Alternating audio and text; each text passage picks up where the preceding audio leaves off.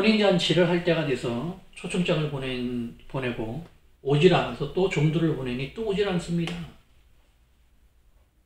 그래, 마지막에 잔치는 열어야 되겠는데 하객들은 없으니 막 종들을 쭉 풀어서 올만한 자들은 몽땅 다 쓸어 모으라고 하잖아요.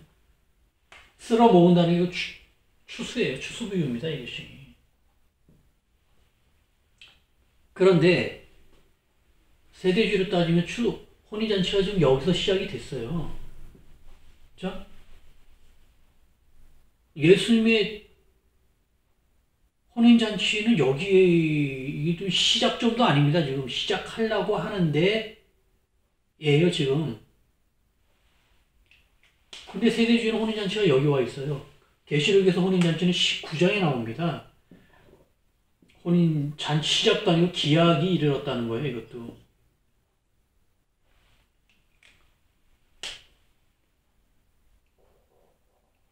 이상하죠? 이상합니다. 지금 이게 지금 예수님의 혼인잔치 말씀도 계시록의 혼인잔치의 나오는 시점도 다 이 뒤쪽에 몰려 있는데 놀랍게도 세대주의는 이걸 제일 앞에다 놔버렸어요. 신령 혼인잔치 내내라는 겁니다.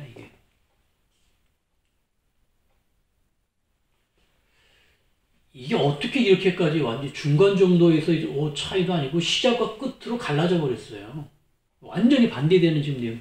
혼인잔치라는 의미를 놓고 해석이 완전히 반대로 지금 와 있습니다. 그러면은 누구 말이 맞겠느냐고요? 이것은 예수님 말씀이에요?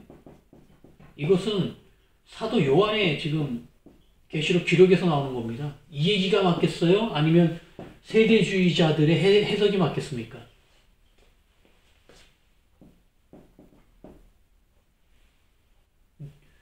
누구 말이 맞겠습니까? 이거.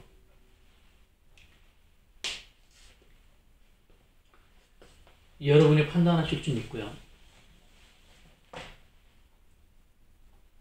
지금 이 두 예수님과 사도 요한의 기록은 순서도 정확히 맞습니다. 지금 혼인잔치 비유는 앞에 놓고 그 뒤에 혼인잔치 기약일을 놓고 그 직후에 혼인잔치가 벌어집니다. 순서적으로도 정확히 맞춰져 있어요. 두 얘기는. 자치의 얘기도 위치가 맞지만 이 얘기는 완전히 지금 틀린 얘기를 황당하게 지금 만들어 놓은 겁니다. 이 얘기는 뒤에 더 나와서 그때 혼인잔치 얘기는 더 집중적으로 하고요. 환란전 슈고가 이제 굉장히 큰 문제를 야기합니다. 문제를 야기하는 내용을 품고 있어요. 그것이 뭐냐면, 첫째는요, 이 환란전 슈고가 물론 이렇게 일어날 수도 없지만 이게 이렇게 해석을 해놓으면은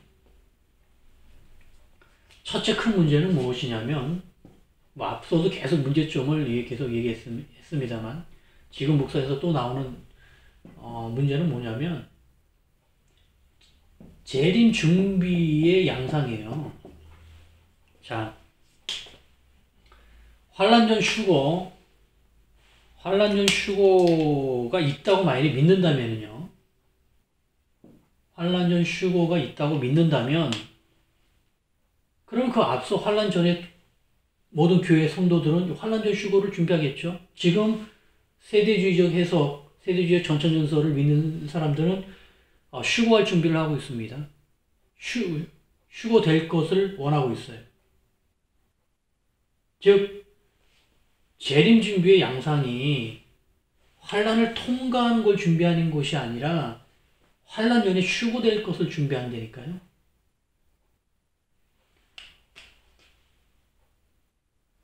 즉 이게 좀 내용이 그러면요, 환란 전에 피신을 준비하는 거하고요, 환란을 통과를 준비하는 거는 완전히 틀립니다. 그럴 거 아니에요.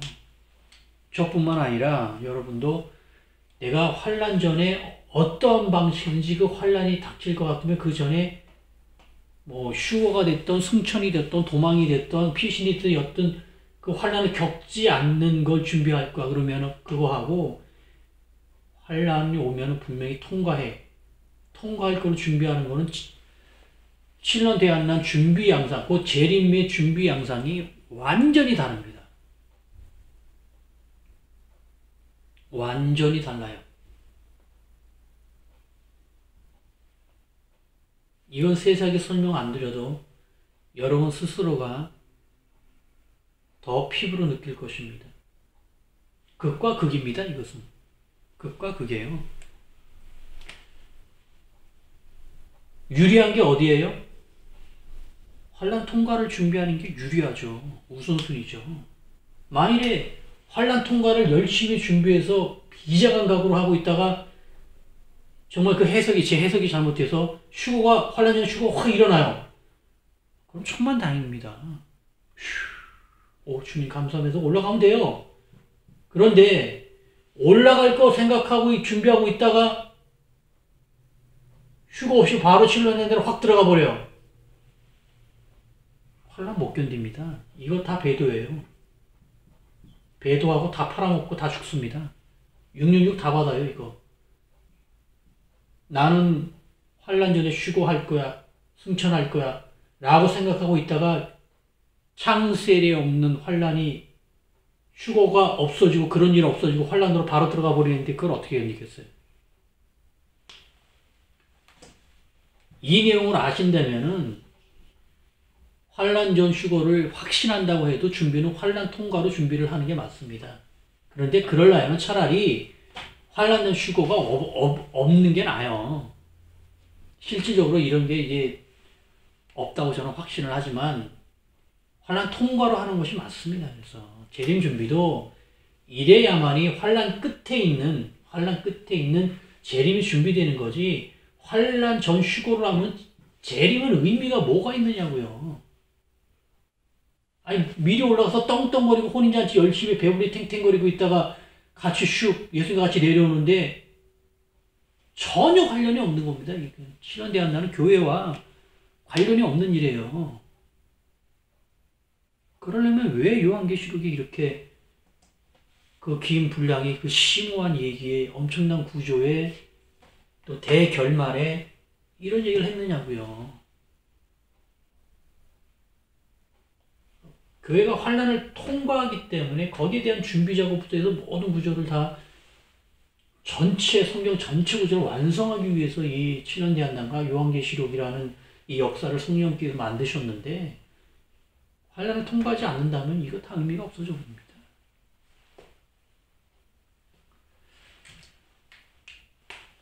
또 하나의 문제점은요. 환란 전의 휴고가 심각한 문제를 야기하는데 두 번째는 뭐냐면요. 자, 시한부 종말론이에요. 시한부 종말론이 성립되는 것은 이건 100% 세대주의적 해석 때문에 그렇습니다. 환란 전 휴고 때문에 이 시한부 종말론이라는 것이 나와요. 여기에 대해서 세대주의는 책임을 져야 됩니다. 환란 후 휴고가 되면요, 시한부 종말론은 성립되지도 않아요. 만들라고 해도 안 됩니다, 이건. 왜냐하면,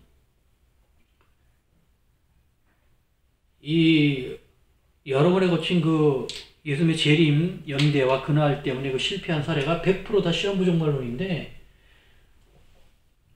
그들이 그날과 그때 아무도 모르는 그 날과 그때를 말한 것이 첫째 잘못이겠죠.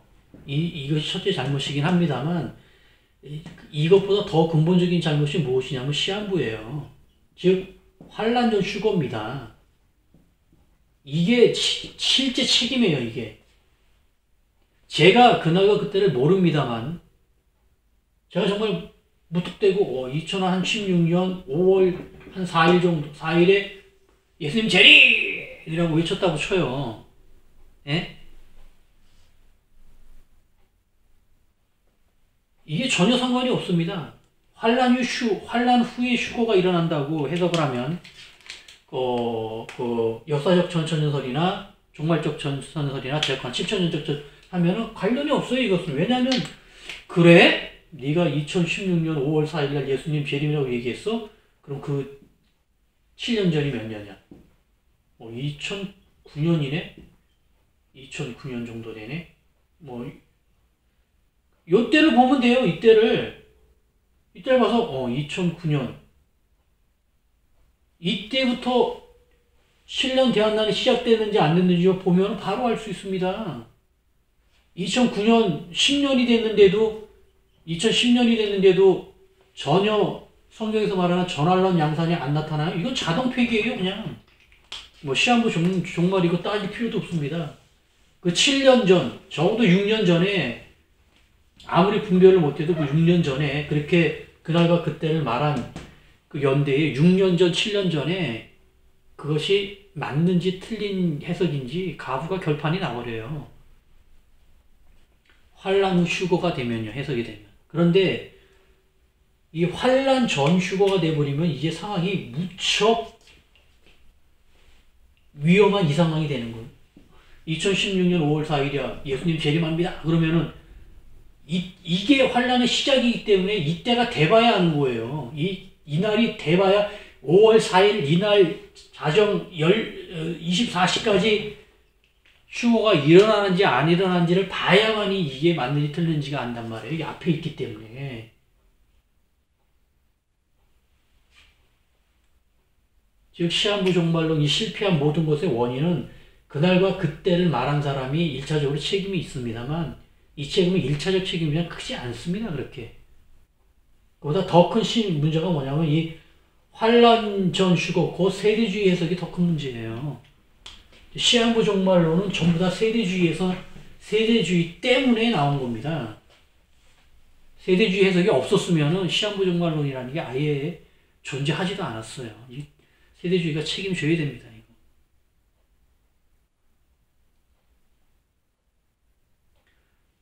지금 말씀에도 전혀 없는 환란 전 휴거를 만들어 놓으니까 이런 엄청난 미혹이 와서 사탄이 그것을 이용해서 몇 번의 아주 큰 실패를 안기면서 성경과 교회와 진리에 대해서 금을 쫙쫙 가버렸어요. 지금은 재림 얘기를 못합니다. 그러면서도 세대주의는 계속 회개나 반성의 여지도 없이 계속 이 오류가 이 팽배한 사탄이 만들었다고 해도 과언이한 이 해석이 정통교단뿐만 아니라 다 들어가 있어요. 이해를 못하겠습니다. 저는. 이거를 분별하지 못하는 그 상황은 뭐 정말 그 맹인을 보는 것 같아요. 어쩌면 이게 뭐 그렇게 힘든 묵상인가요, 이게? 그렇게 난해하고 고도의 그 10년, 20년 성경을 연구해야만 알 수 있는 그런 내용인가요? 전 제가 그렇게 뛰어나다고 생각하지 않습니다. 좀 보통 사람이에요. 몇 년 성경 보니까 알겠더라고요. 그리고 이렇게 성경 보기가 그렇게 힘든가요?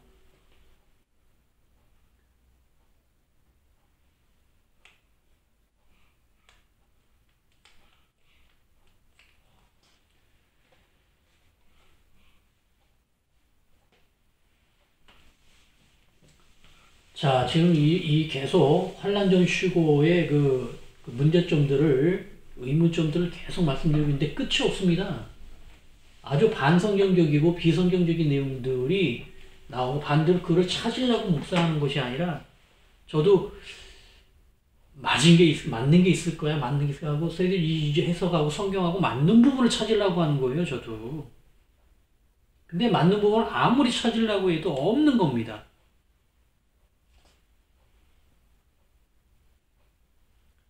없는 거예요. 이것이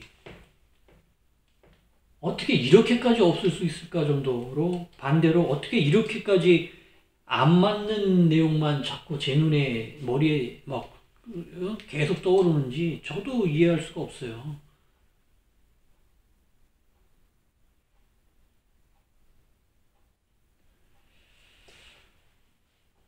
자, 지금 이 환란전 휴거 이 환란전 휴거는 이 환란이 시작되고 나서 이어지는 그 교회의 그 순교의 행렬입니다. 순교가 바로바로 이제 승천으로 이어지는데 그것을 앞으로 농교예요. 환란 중에 일어난 이 모든 순교의 이 영광을 환란 전으로 다 모아가지고 교회를 승천시켜버리는 그런 우를 범한 거예요.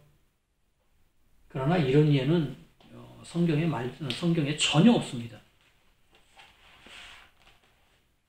7년 대환난, 그 대환난이라고 하는 단어는 앞서 말씀드렸지, 교회가 반드시 환난을 받아야 성립되고요. 교회가 이 휴고되고 나서 남은 불신자나 유대교들이나 환난 성도가 받는 이것을 7년 대환난이나 대환난으로 부를 수가 없습니다. 반드시 교회가 있어야 되고요.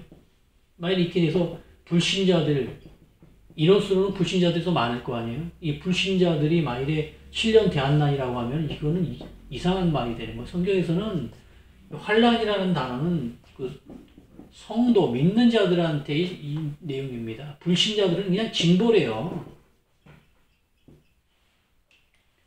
불신자들은 바로 징벌을 받아버립니다. 그냥. 특별하게 불신자들한테 환난이나 7년 환난이라는 이러한 영예조차도 부어주질 않죠. 환난이라는 이러한 단어도 다 성도들에게, 믿는 자들에게 사용을 하는 단어들입니다. 의미들이에요. 예수 그리스도 이후에 은혜를 받은 교회 시대가 환난을 당할 수 없다라고 이렇게 해석하는 것은요, 무척 낯이 익습니다. 이것이 왜 낯이 익냐면 바로 이런 해석의 예들이 공생애 때, 예수님 공생애 때 유대의 종교 지도자들이 바로 이러한 모습을 보였어요. 즉 은혜로 환난을 당하지 않는다라는 것이 자신의 의로 구원된다는 유대 종교 지도자의 태도와 너무나 비슷합니다. 거의 같습니다. 복음 선언하는 바리새인과 사두개인과 지금 세대주의적 해석과 거의 같아요.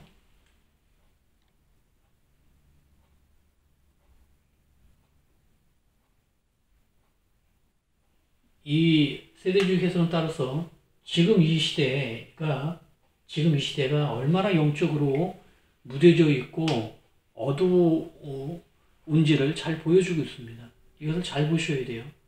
제가 비평을 하는 것이 아니라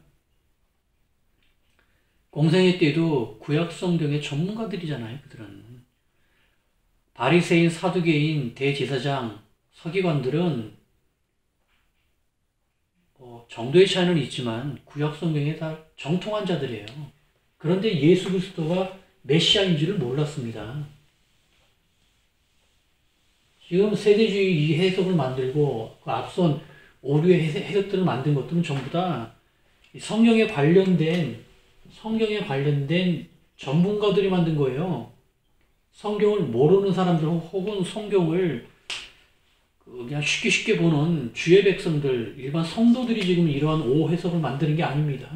성경 전문가들이라는 사람들이 지금 성경 해석을 하는데 너무나 성경하고 맞지 않는 해석들을 계속 만들어내고 있는 거예요.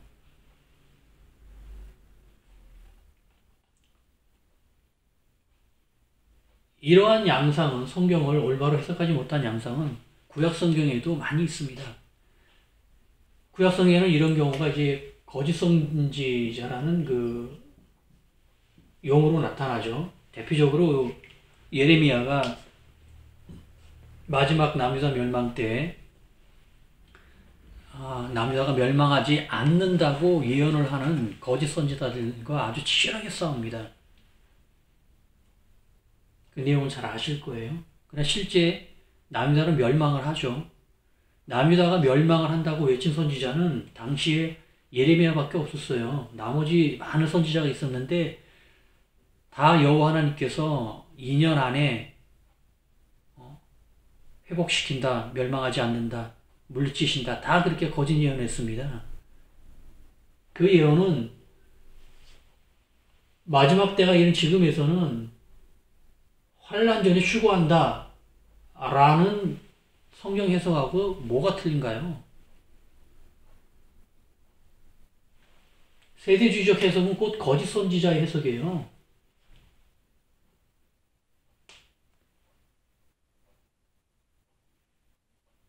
너무 심하게 말씀드리는 그 앞선 후천연설과 무천설도 마찬가지지만 물론 완전하게 성경이 해석되는 그런 것이 이제 최종적으로 하나가 나와야 되겠지만 그 앞에 완전하진 않겠지만 어느 정도 근접돼야 되는데 너무나 많은 그 혼미와 혼돈이 그 특히 종말론에 모여 있고요. 그 중에서 가장 위험하고 가장 그 변형이 심한 것이 세대주의입니다. 그래서 제가 이 세대주의 해석에 그 시간을 지금 많이 들이고 있는데요.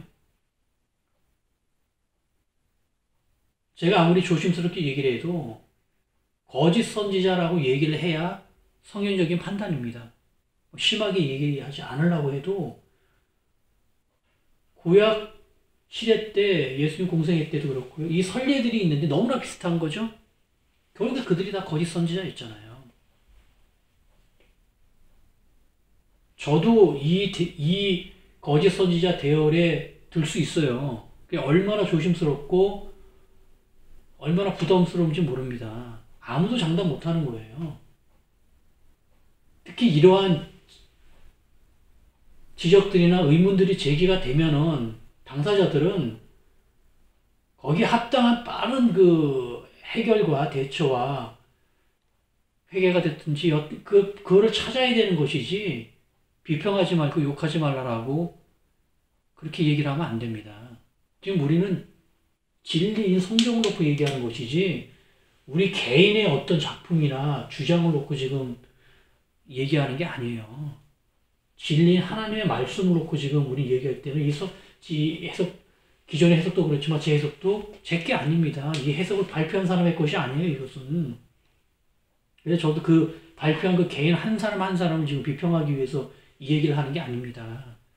우리의 목적은 진리신 하나님의 말씀을 마지막 때 합당하게 푸는 게 목적인 거예요, 이것을.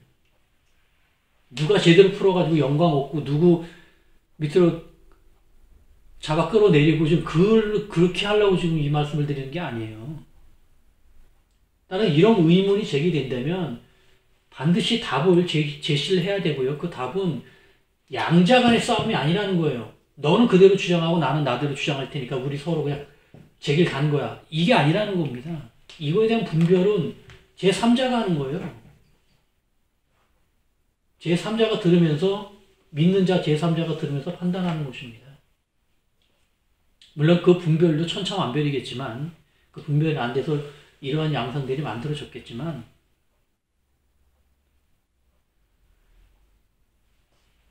이런 위치가 되지 않도록 저도 그렇고 이 해석을 하시는 분들도 그렇고 들으시는 분들도 여차 잘못하면 거짓 선지자 대열에 들어가기 때문에 정말 조심하고 의문이 제기되는 거에서 성심, 마음을 다해서 답변을 해야 되고요. 주님께 또 답변을 물으셔야 됩니다. 자, 앞서 말씀드렸듯이 또 환란전 휴거가 되면 이제 극적 반전 구조가 없어진다는 거죠. 앞서 말씀드렸습니다. 예수님이 이렇게 교회를 환란을 통과하시고 사망에까지 얘기하신 이유는 예수님의 십자가하고 똑같아요. 예수님이 사망하심으로 부활의 영광을 얻습니다. 즉 부활의 영광을 얻기 위해서는 반드시 그 전에 죽어야 돼요. 죽고 싶어서 죽는 게 아니에요. 하나님은 예수님의 그 십자가의 고난과 사망 뒤에 이 부활의 영광을 부어주기 위해서 이 길을 걷게 하신 것처럼 교회 역시도 7년 환난을 통해서 완전히 멸망한 뒤에 몰락한 뒤에 부활의 영광으로 극적으로 살아납니다. 이게 하나님의 계획이에요. 이 극적인 부활의 영광의 구조를 만들려면 반드시 교회가 환란으로 들어가야 됩니다. 그 앞에 이 휴거를 해버리면은 하나님의 이 정말 하나님다운 역사, 전지전능의 역사, 그 어떤 피조물도 부활의 영광을 어떻게 만들겠습니까? 죽었던 걸 어떻게 살려내겠어요? 하나님만이 이 죽었던 걸 살려낼 수 있게 하나님의 이 장기, 이 하나님의 특권, 이거를 하나님께서 이 맛보기 위해서 너희들 조금만 참어. 내가 정말 맛있는 거 줄게. 조금 배고파야 이게 맛있거든. 근데 그건 우리는 배가 고파가지고 지금 조금 고프다고 지금 아유 아빠 배고파 밥 줘 하는데 정말 아빠의 마음은 조금만 더 굶다가 먹으면 정말 맛있는 거를 아이 입장에서는 지금 참지 못하는 거예요. 극적 반전 구조가 성립이 안 됩니다. 먼저 휴거해버리면 아무리 전지전능한 하나님이라고 해도 극적 반전 구조를 만들어낼 수 없어요. 자, 어떤 걸 택하실 건지는 하나님이 이미 결정을 하셨고 운행하시는 것이고요. 그 대상자의 피조물 우리 입장에서는 어떤 걸 취하고 있을지는 여러분이 선택하시는 겁니다.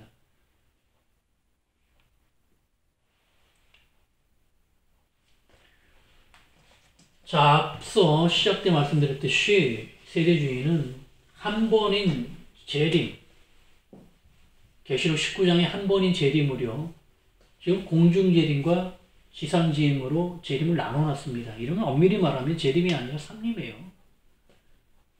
초림, 재림, 세 번째 임하시는 것이 돼요. 엄밀히 말하면. 근데 뭐 그렇게 엄밀히 말을 하지 않아도 이상한 것이 워낙 많아서. 자, 볼까요? 말씀에 이렇게요. 재림이 둘로 나눠진다는 말씀이 전혀 없습니다. 그래 이제 세대주의를 취하지 못하는 못하는 분들의 첫 번째 걸리는 게 바로 이거예요. 환란은 휴거 얘기도 없지만 예수님께서 재림하신다는 이 내용이 공중재림, 지상재림은 나눠져 있다는 말씀의 얘기가 전혀 없어요. 그래서 이제 이쪽으로 이 해석을 취하지 못하는 그 첫 번째 이유가 되는데요. 저는 뭐 그거는 물론이거니와 이러면 이제 어떤 문제가 발생하냐면 만일에 이것을 인정하면은요 환란 전에 휴거를 교회가 합니다. 이렇게 그러면은 환란 전에 교회가 휴거를 해서요 남은 교회들도 같이 올라가죠. 그래서 공중에서 주님을 만나서 출연 혼인잔치를 한 다음에 이들이 재림 때 강림을 해요.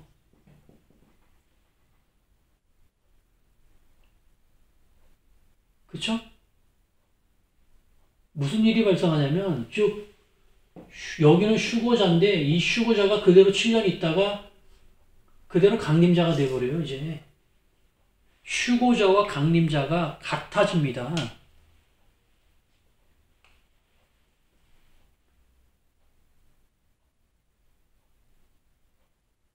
아주 이상하죠?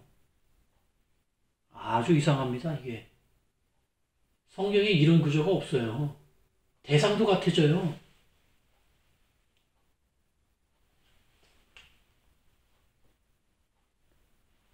희한한 상황이 발생하는 겁니다. 휴거한 자가 다시 강림을 또 해요.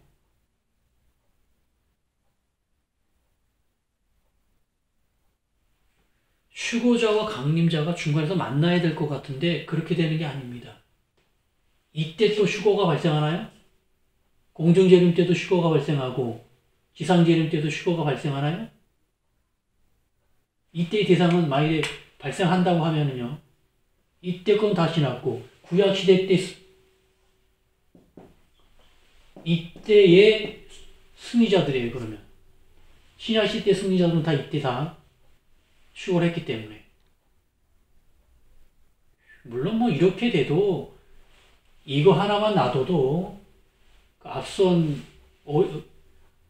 해석에서 나왔듯이 천연왕국의 왕노릇하는 인원수가 엄청 많아지는 건데 구약시대 때까지 오면 뭐 이건 뭐 말도 못하고요. 이거는 뭐 뺀다고 치고요. 휴거자와 강림자가 같아지는 건 물론이고 그냥 인원수도 물론 많아지고요. 왕들의 인원수도 너무 많아져서 이거 뭐 구약시대의 아니 신약시대의 모든 구원 성도가 다 천년왕국에서 왕노릇을 안 되면 뭐 이거 몇 명 되겠습니까? 정말 수백억 명 될 텐데 이상한 상황이 발생하죠. 자, 또 어떤 책을 보니까 또 이런 얘기도 있더라고요. 자, 재림이요. 재림이 이렇게 그 환란 끝에 있으면은, 예? 환란 끝에 있으면요. 재림을 소망하지 못하게 된다고 또 어떤 세대주의 신학자 또 그 얘기를 하더라고요. 자, 저는 이것을 보면서 아니, 어떻게, 똑같은 상황인데 이렇게 반대되는 해석을 할 수 있나 좀 의아가 있어요. 자, 여러분,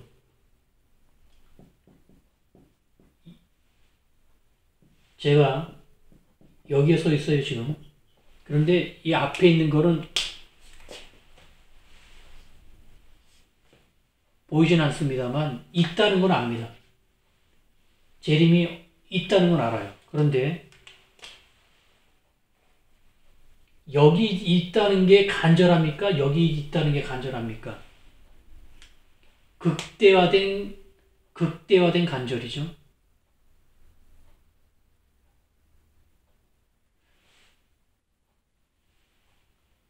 이 설명 이렇게 해요. 여기 쓰면은, 재림이 여기 쓰면 재림에 대한 간절한 소망이 없어지고 여기 써야 간절해진다는 거예요. 즉, 환란 전 휴거가 돼야만이 재림의 소망이 간절해진다는 겁니다.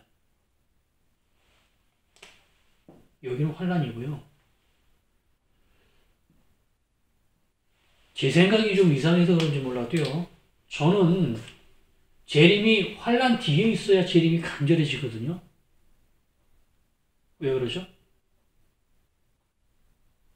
여기 쓰면은요. 환란 전에 재림이 있기 때문에 엄청 기쁘죠. 엄청 기쁘긴 하지만 간절해지진 않습니다. 기다려는 지죠. 하지만 아주 간절히 기다려지진 않아요. 왜요? 환란 전에 재림과 휴거로 구원된다는 게 결정되어 있기 때문에 그게 간절해지냐고요. 여기에 있어야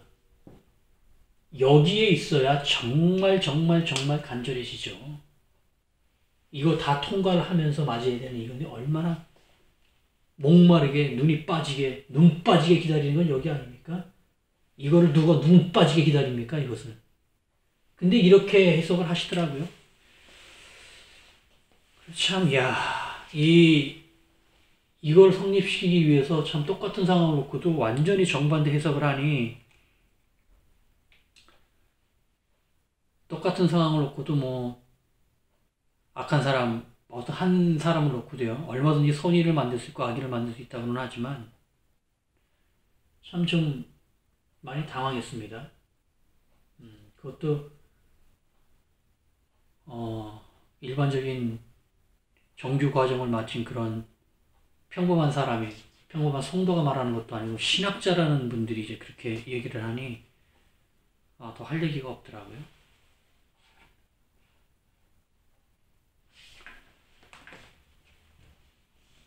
자, 이제 환란 전에 휴거가 있으면 약간 더 세밀하게 들어가죠.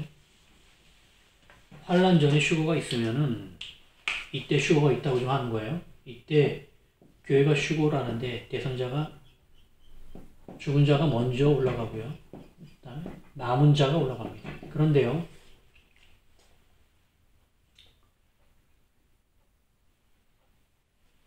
남은 자라는 것을 죽은 자는 교회사 동안의 승리자들이겠죠. 남은 자들은 봅시다. 이 환란 전까지 지상에 이 성도로 남아있는 믿음 좋은 성도를 말하는 거예요. 그런데 만일에 이렇다면은요. 표현이 살전 4장 15, 16절인데요. 남은 자라는 표현이 이게 이렇게 될 수가 없는 겁니다.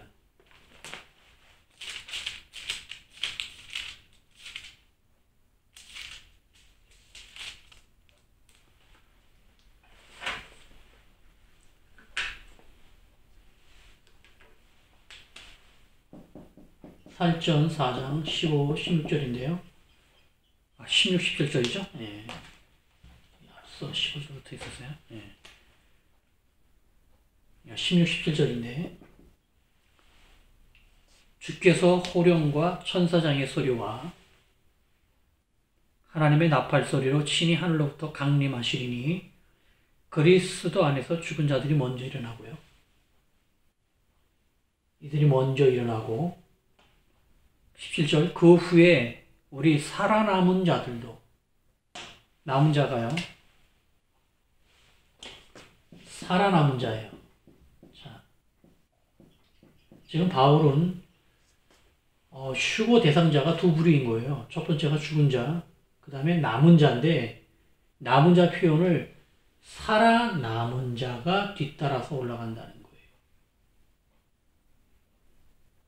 그런데 이 표현은 환란 전 휴거의 표현이 아닙니다. 만일에 죽은 자는 이제 교회 사건의 승리자가 올라간다고 지금 지상에 남아있는 교회 중에 성도 중에 믿음이 좋아서 뒤따라가서 첫째 부활한 이들을 뒤따라가서 공중에서 같이 한 그 자를 설명한다면 이게 살아남은 자가 되진 않아요. 만약 그렇다면 살아있는 자가 되어야 됩니다. 그렇지 않나요? 살아남은 자가 되려면요, 그 앞에 뭔가 큰 사건이 있어야 돼요. 이 사건에서 어찌어찌하여 죽지 않고 살아남은 자입니다.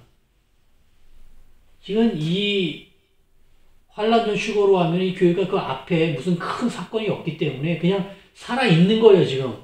지상에 그렇게 성도로서 믿음 좋게 살아있는 자가 그냥 뒤따라서 휴거를 하는 내용으로 기록이 돼야 된다는 거예요. 그런데 바울의 본문은 살아있는 자가 아니라 살아남은 자입니다. 세밀하게 보면 표현에서 환란전 휴거 내용이 아닌 거예요. 성경이 이렇게 세세한 표현까지 전부 맞춰져 있습니다. 이해가 되시나요? 이런 예는 영접이라는 그 살전 4장 17절에서 또 나타납니다. 공중에서 주를 영접하게 하시리니. 자, 똑같은 양상이에요. 자, 이 공중에서 영접한다는 게 지금 휴거의 장면 아닙니까? 주님 재림하실 때 휴거돼서 중간에서 만났을 때 지금 상황을 지금 묘사한 거예요, 바울이. 그런데 공중에서 주를 영접하게 하시리니라는 표현으로 합니다. 자, 이 표현을 한번 잘 묵상해 보십시오. 잘 뜯어보세요. 그 후에 우리 살아남은 자들도, 살아있는 자들이 아니라 살아남은 자들도 그들과 함께 구름 속으로 쭉 앞서 죽은 첫째 부활한 자들과 함께 구름 속으로 끌어올려 공중에서 주를 영접하게 하시리니.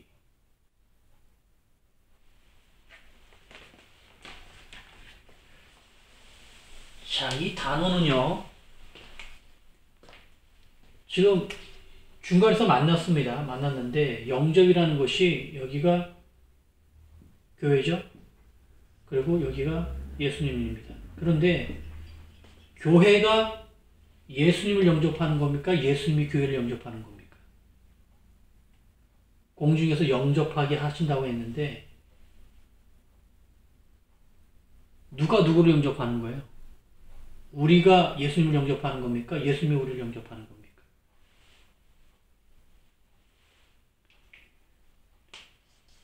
이 단어는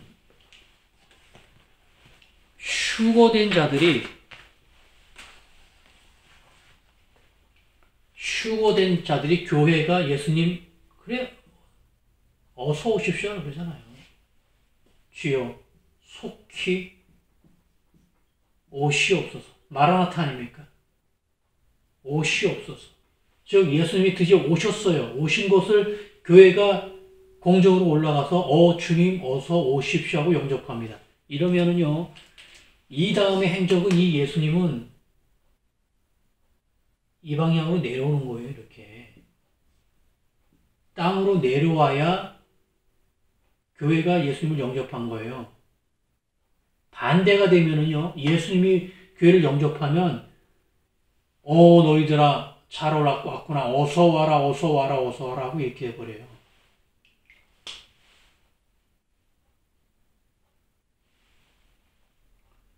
자, 영접의 방향이 좀 반대죠. 그런데 이게 왜 중요하냐면 지금 환란전 휴거는요, 입장이 뭐예요? 이 두 번째예요. 교회가 휴거가 돼서 그대로 그 자리에서 혼인잔치를 더 올라가서 혼인잔치를 하든 여하튼 그 방향으로 가서 혼인잔치를 하기 때문에 예수님이 교회를 영접하신 겁니다. 이건. 그런데 실제 바울의 얘기는 첫 번째 1번 얘기예요. 1번 얘기는 언제? 이때 성립돼요. 이때는 이쪽 방향입니다. 예수님께서 재림하신 다음에 혼인잔치가 있지만 바로 지상으로 내려와서 천년왕국을 이루시니까 이쪽 방향입니다. 이쪽 방향입니다. 이게 환란 전이 되면은 반대 방향이 됩니다. 이쪽은 환란 전이 되면 이쪽 방향이 돼서 영접의 주체와 객체가 바뀌어요.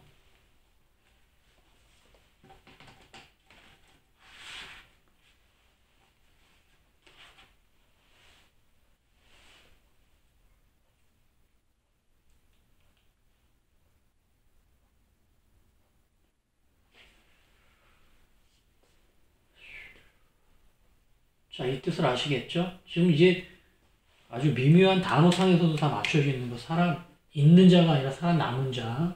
표현 하나하나까지, 영접이라는 표현 하나하나까지 지금 이 앞이냐 뒤냐로 지금 내용이 바뀌었는데 그것조차도 사도 바울의 기록은 정확하게 전, 후, 다 후로 맞춰져 있는 겁니다. 후로. 환란 후에 재림이, 휴거가 있는 걸로 다 맞춰져 있는 거예요. 살아남은 자도 그 앞에 큰 사건이 있으면서 거기서 죽지 않고, 그 사건이 뭐냐면 추수예요.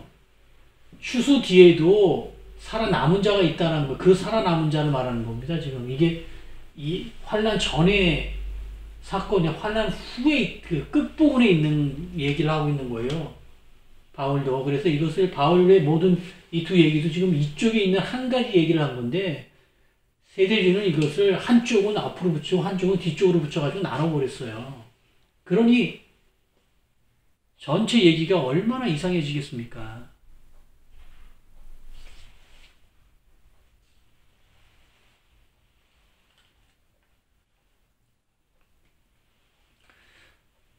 세세하게 단어까지 맞춰져 있는 걸 아시겠죠? 자, 이게 지금 계속 말씀드리는데 세대주의가 예수님의 한 번인 재림을 두 번으로 나누는 그 엄청난 그 말씀의 왜곡고 또 환란전 휴거까지 이제 또 맞춰놓으니까 이 재림과 휴거가 동시에 일어나는 건 분명하기 때문에 재림을 나눠놓으면 휴거도 쫓아와야 되거든요. 말씀이 없는 이것을 새로 만들어 놓으니까 구분 안에 들어가서도 세밀한 단어까지의 묵상에서도 이제 안 맞는 겁니다. 계속 안 맞는 것만 나오죠. 자, 환란의 휴거가 만약에 있다고 하면은요, 그다음에 여기가 추수가 돼야 됩니다. 추수가 여기에 있을 필요가 없어요. 지금 여기서 이 승천한, 휴거한 교회가 곧 앞서 5가지 비유해서 이들이 곧 알곡이에요. 이들이 곡식입니다. 이들이 곧. 그쵸? 따라서 여기가 추수가 돼야 되는 거예요. 그런 반대로 계시록 14장에 여기에 추수가 없어야 되는 거예요. 그렇지 않느냐는 겁니다. 저는. 제 얘기는 환란전 휴거에서 이때 교회의 알곡이 다 이때 휴거가 된다고 하면은 계시록 14장의 추수는 없으면 돼요. 근데 있단 말이죠. 이상한 겁니다. 근데 이걸 놓고 이 환란이 이제 추수를 따지면 마일에 올려놓고 이 추수를 없다고 하면 이 추수는 당연히 유대인이나 환란 성도의 추수가 되는데 그걸 누가 추수라고 얘기하느냐는 거예요. 주체는 다 빠져나갔는데, 예?